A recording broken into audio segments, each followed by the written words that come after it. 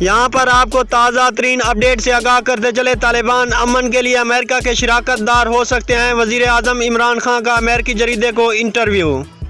इस वीडियो में हम आपको मुकम्मल तौर पर तफसील से बताएंगे। इससे पहले कि अगर आप हमारे चैनल पर नए हैं तो हमारे चैनल को सब्सक्राइब कर दें और साथ दिए गए बेल आइकन को भी प्रेस कर दें ताकि हर नई आने वाली वीडियो आप तक बआसानी पहुंच सके। जी हां, आपको बताते चले, वज़ीर आज़म इमरान खान ने कहा कि अफगानिस्तान बहरान का शिकार है जिसकी बहाली के लिए काम करना होगा। पूरे अफगानिस्तान पर तालिबान के कंट्रोल के बाद अमन की उम्मीद है। तालिबान अमन के लिए अमेरिका के शराकत दार हो सकते हैं।